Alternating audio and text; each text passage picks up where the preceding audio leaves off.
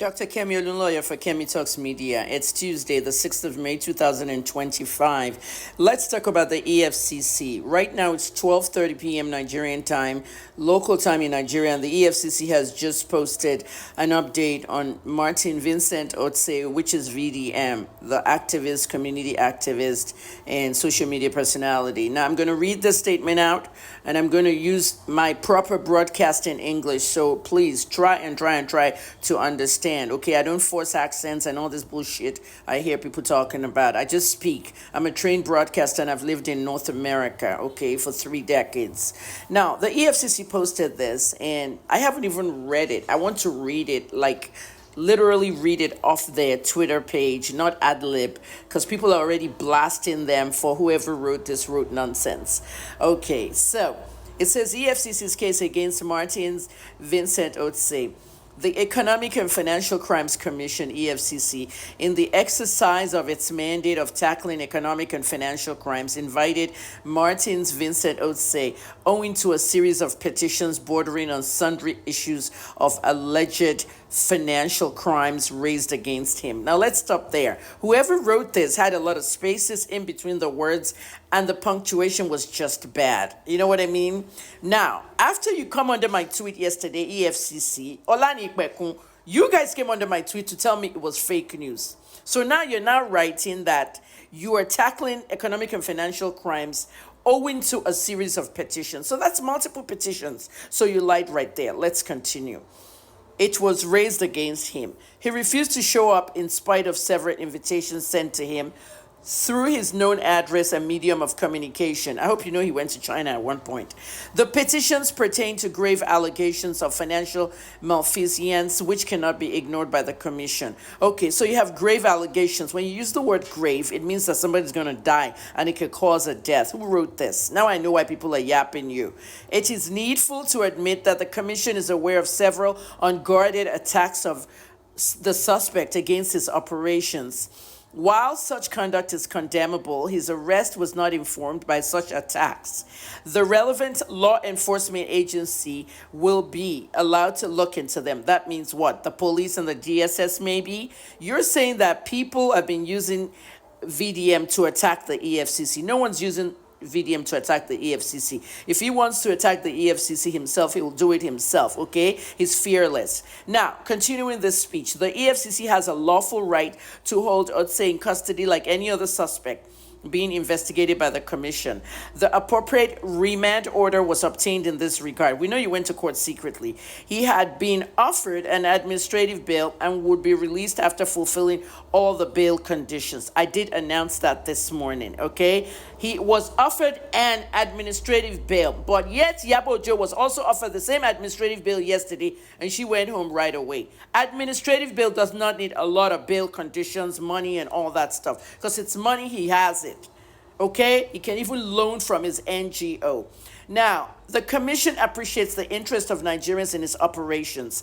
The passion, enthusiasm, and torrential actions of all its activities are welcome. However, insinuations about its motive in carrying out its assignment could no longer continue.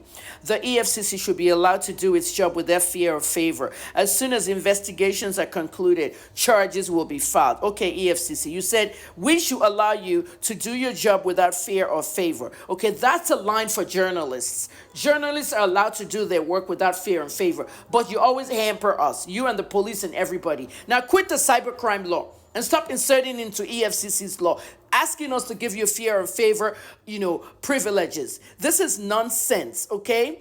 You're now saying that, however, insinuations about its motive, okay, could no longer continue. You have a lot of motives, okay? You have a transparent motive.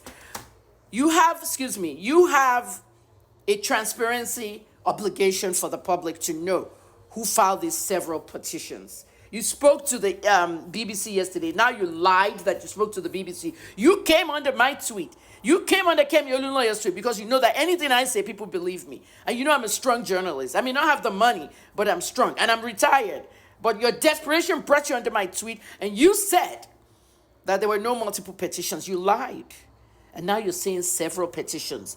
So you have an obligation, a transparency obligation to let the public know who petitioned VDM. Okay, because when I was arrested under the police and other things, and even you, when you arrest people for the EFCC cases, you've always told us who petitioned. So these multiple petitions, you need to make them transparent. Because honestly, if I find the list, I have sources in there, I have snitches in there. If I find that list, I'm going to call those people out. Already I have Mercy Chinwo, okay? And I have GT Bank, Shegun Agbaje. And the rest of them, I will find out who they are. EFCC, don't play with me.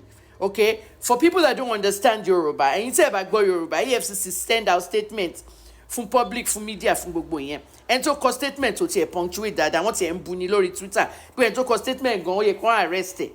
Okay? Very bad punctuation. At the end of the day, nǹkan tó ń sọ ni pé àwọn tí arrest VDM, àwọn dẹ̀ get remand order láti hold ẹ̀.